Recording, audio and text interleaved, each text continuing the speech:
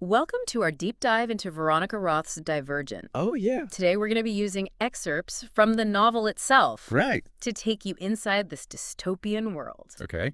Get ready to explore the factions and the rules and meet Beatrice, our protagonist, just as she's about to make a pretty life-altering choice.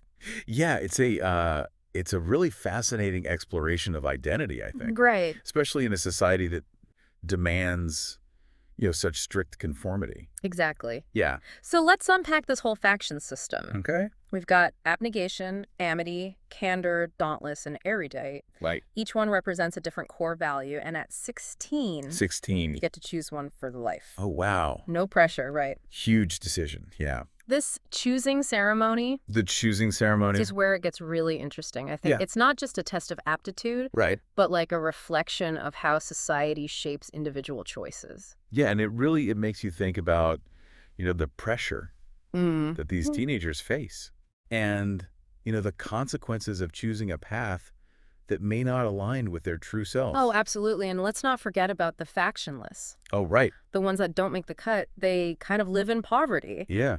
highlighting this kind of harsh reality of a system Yeah. that leaves little room for those who don't fit in, For sure. even within the factions. No. There's this undercurrent of tension, Right. particularly, I think, between abnegation and erudite.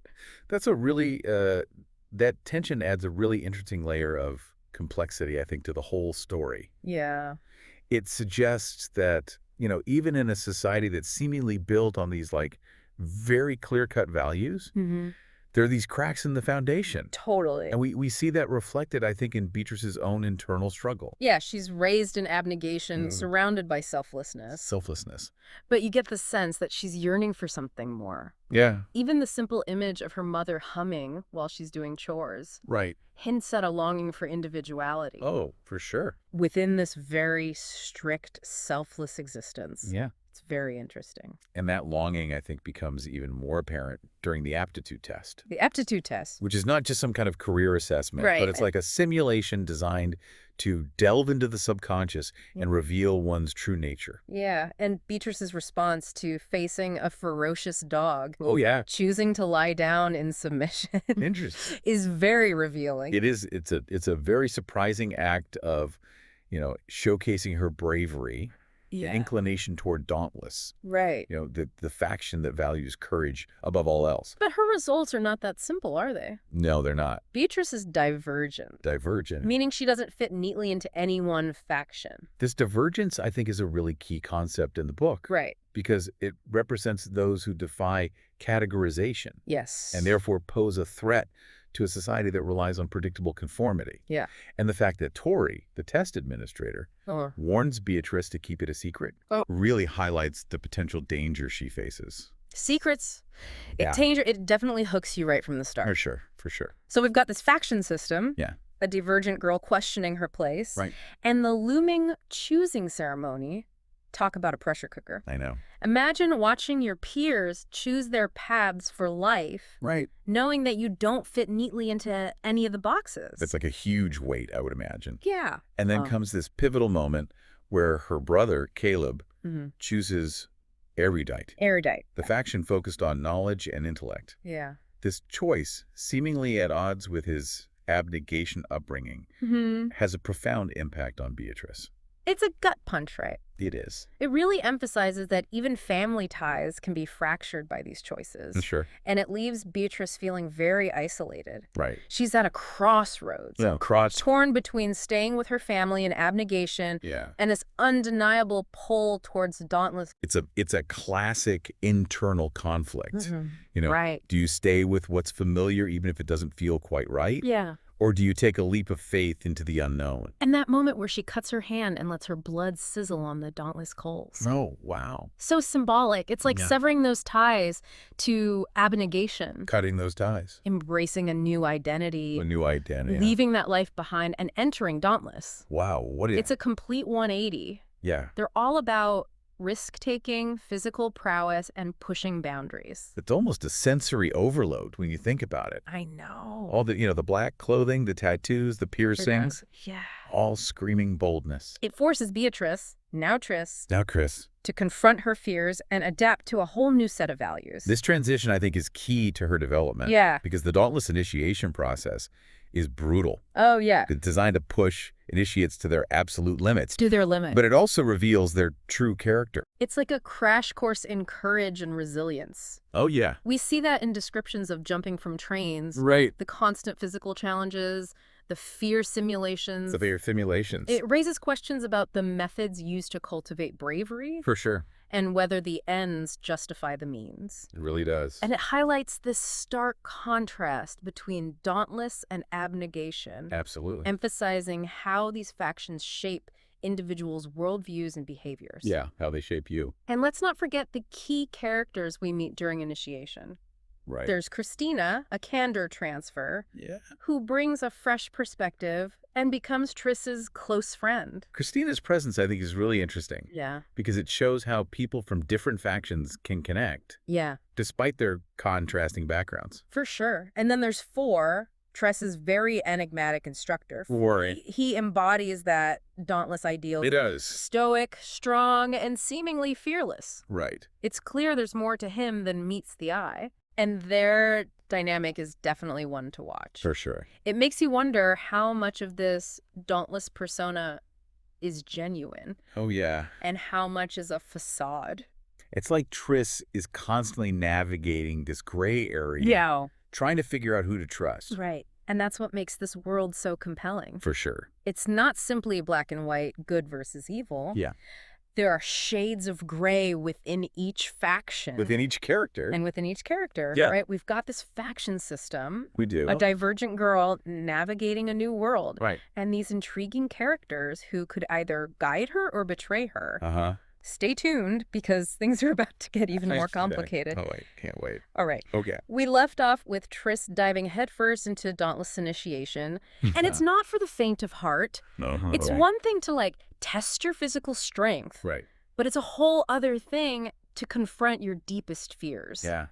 And that's where those fear simulations come in. The fear simulation. Or fear landscapes, as they're called. Yeah. They're fascinating because they really tap into that, like, psychological aspect of fear. Right. You know, they're tailored to each individual, right. exploiting their vulnerabilities and forcing them to confront those anxieties head on. And we see this play out in Trace's first simulation. Oh, yeah. Where she's thrown into this, like, desolate landscape with burning grass and crows. Right. A very real and visceral representation of her fear of confinement.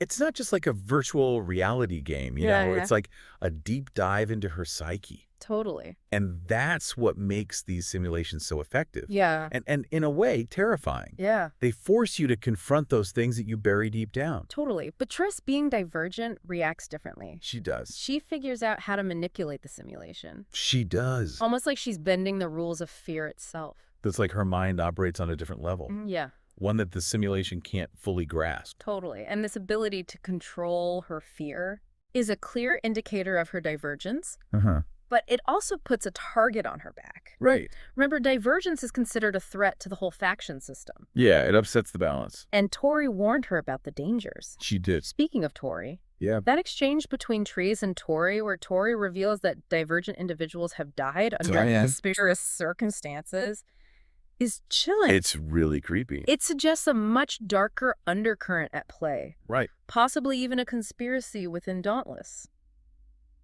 Makes you wonder who's pulling the strings. That definitely ramps up the tension. Oh, for sure. It's not just about succeeding in initiation anymore. Okay. It's about survival. It's about survival.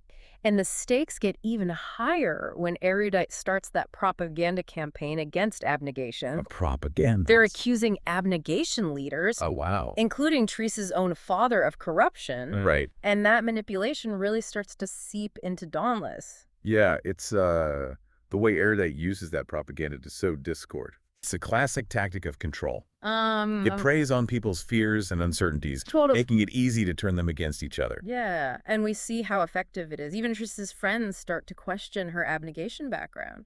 It's true. It's heartbreaking to see her so isolated, Yeah. accused of being something she's not. Right. And her friend Will, he starts to doubt her. Wow.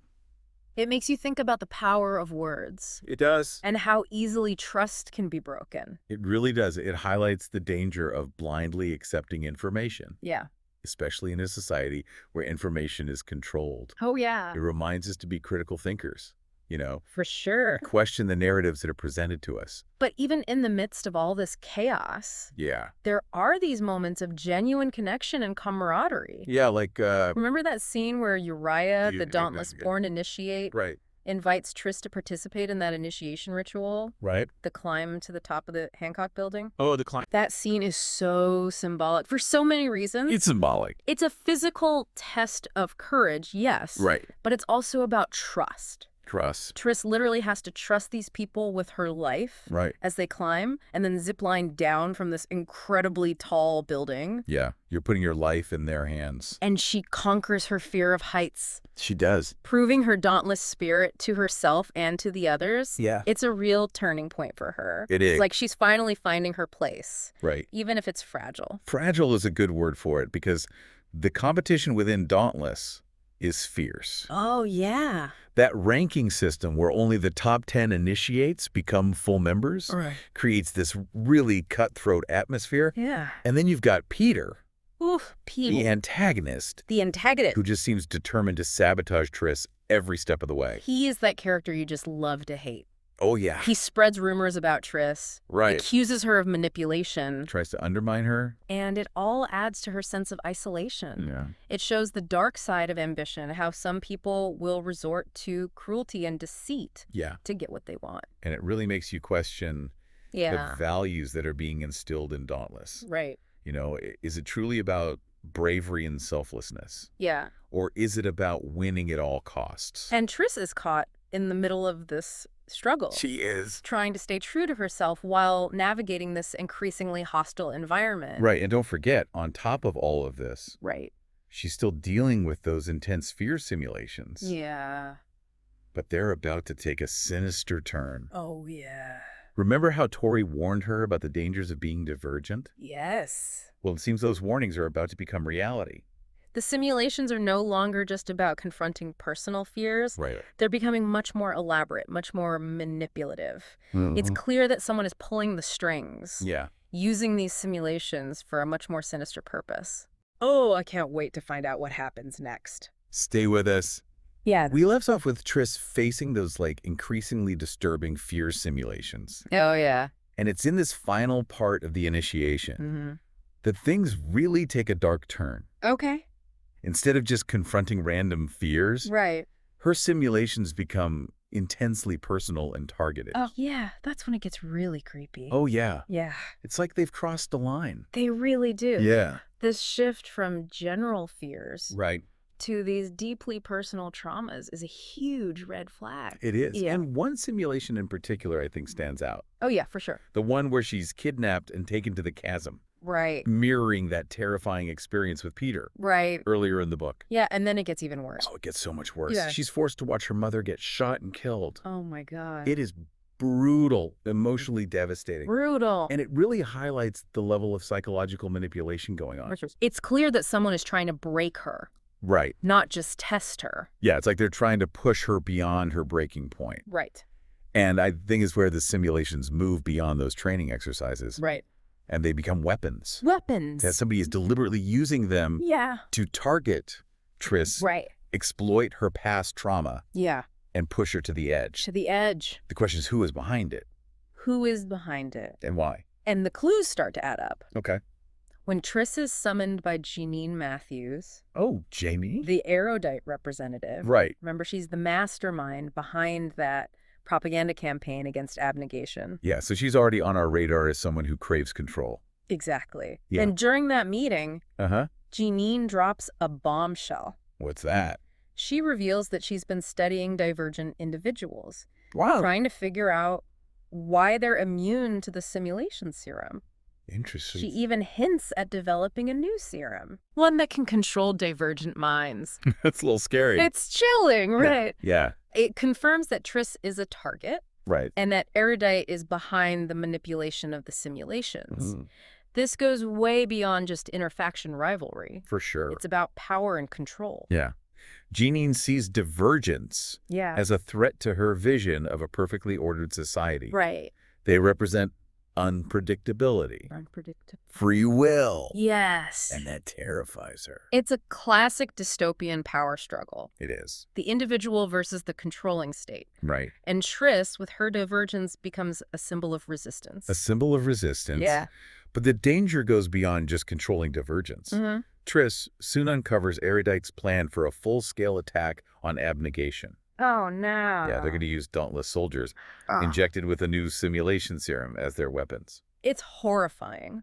It is. The faction that prides itself on bravery and independence, Right. being turned into a mindless army. And Triss, with her abnegation background and her dauntless loyalty, Right. she's caught in the crosshairs.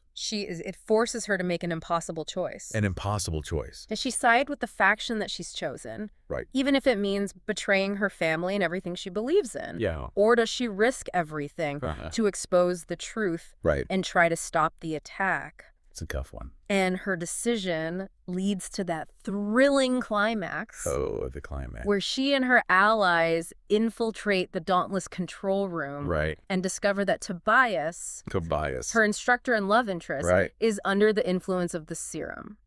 Wow. Seeing Tobias, someone she cares for deeply, transformed into a weapon, is a huge turning point for Triss. It is. It pushes her to act not just for herself, but for him and for the future of all the factions. Right.